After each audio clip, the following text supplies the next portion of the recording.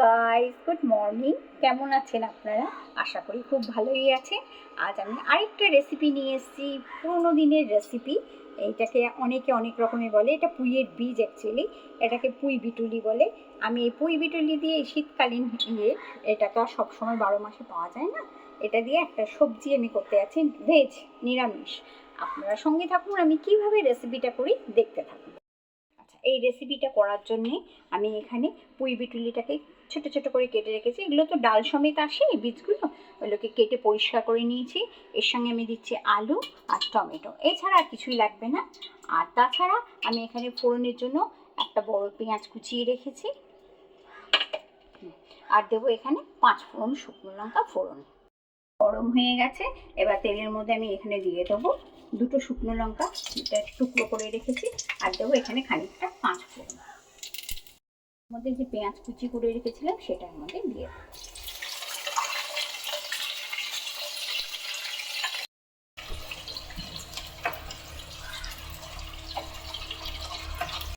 এগুলো ভালো করে লাল করে ভেজে নেবো।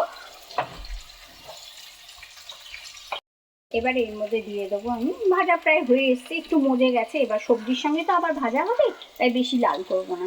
এবার এর মধ্যে দিয়ে দেবো যে পুঁই বিটুলিগুলো আছে, ওগুলো দিয়ে দেবো।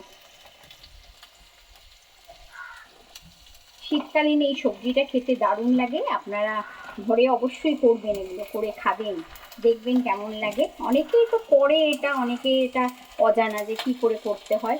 তো এই রেসিপিটা আপনারা দেখে নিয়ে এইভাবেই করবেন, দারুণ লাগে খেতে। এটা আবার মানে নিরামিষ যেমনি আমি করছি আজকে, এটা আমিষও করা যায়। যদি আপনি পেঁয়াজটাকে এখানে স্কিপ করে দিতে হবে, এটা আমিষ করা যায়। আর তাছাড়া পাতলিচালি সবজি দিয়েও করা যায়, আর আমিষ করা যায় কীভাবে সেটা আমি একদিনবার করে আবার আপনাদেরকে দেখাবো, শেয়ার করবো আপনাদের সঙ্গে। এবার দিয়ে দেবো এই আলুগুলো যে কেটে রেখেছি, এটা একটু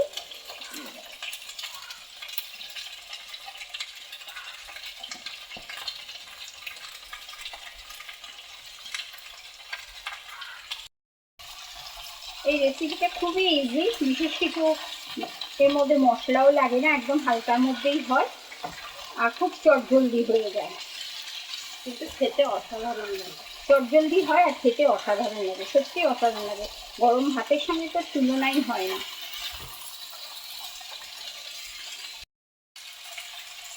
এর মধ্যে দিয়ে দেবো 1 চামচ হলুদ গুঁড়ো,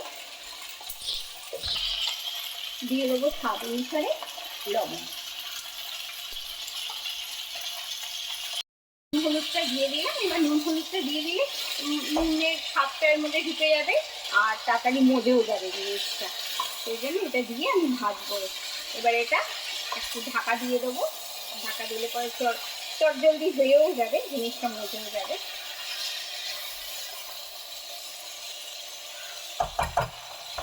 এবার এটা আমি ঢেকে দেবো, আস্তে আস্তে করব।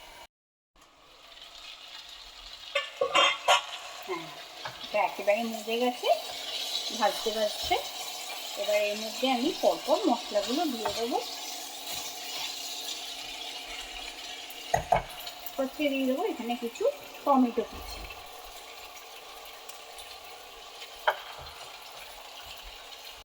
এবার দিয়ে দেবো 1 চামচ জিরে পাউডার, এবার দিয়ে দেবো 1 চামচ ধনে পাউডার, এবার দিয়ে দেবো এখানে লঙ্কা পাউডার, শুকনো লঙ্কা পাউডার। এগুলোকে ভালো করে মিশিয়ে দেবো। যেহেতু হলুদ আগে আমি দিয়ে দিয়েছিলাম, নুন আর হলুদ, সেই জন্য আর হলুদটা দিলাম না। এই হলুদ আর নুন দেওয়ার জন্য দেখুন কত তাড়াতাড়ি এটা জমে গেল, জমে কত অল্প হয়ে গেল জিনিসটা। 1 কড়ার মতো ছিল, কতটা কমে গেল। এবার এই মশলাটা দিয়ে ভালো করে ভেজে নেবো। নামটাই তো বললো না তুমি। এটা পুঁই বিটুলি নিরামিষ তরকারি। এটা নানা রকমের সবজি দিয়ে, এর মধ্যে একটু বেগুন, শিম, এইসব সবজি দিয়েও করা যায়। কেউ মূলো দেয়, যে সবজিটা বাড়ানো হয়, ওরকম করেও করা যায়। আমি এটা সির্ফ আলু দিয়েই করলাম, আর কিছু দিলাম না এর মধ্যে। আর নিরামিষ যদি করতে হয়, এটা নিরামিষ তরকারি করবো ভেবেছিলাম, তাও একটু আমি পেঁয়াজ ফোড়ন দিলাম।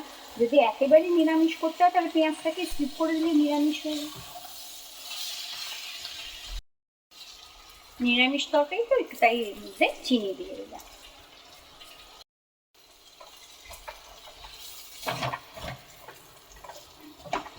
আবার এটাকে ঢেকে দেবো, ওই ভাপে ভাপে যেটুকু হওয়া, এটা ভাজা ভাজা মশলা দিয়ে ভাজা ভাজা সবজিটা হয়ে যাবে।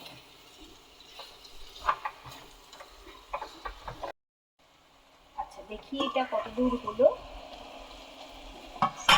একদম হয়ে গেছে, কমপ্লিট হয়ে গেছে।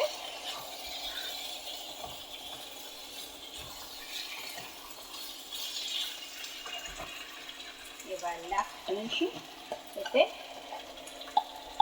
দিয়ে দেবো 1 চামচ গরম মশলা। গরম মশলা যার ইচ্ছে নয় দেওয়ার যে এটার গন্ধটাই থাকবে, তাহলে আপনারা এটা স্কিপ করে যেতে পারেন, কিন্তু আমার একটু ভালো লাগে এই তরকারিটার মধ্যে একটু গরম মশলার গন্ধটা দারুণ লাগে, সেই জন্য আমি দিলাম। আপনারা চাইলে দিতেও পারেন, আদারওয়াইজ স্কিপ করে। আচ্ছা, রান্নাটা পুরো কমপ্লিট হয়ে গেল, এবার খালি পরিবেশনের অপেক্ষায়, পেটে যাওয়ার অপেক্ষায়।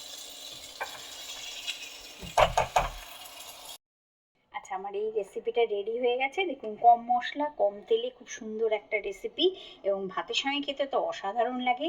আপনারা অবশ্যই করবেন এই রান্নাটা, করে ঘরে সবাইকে খাওয়াবেন।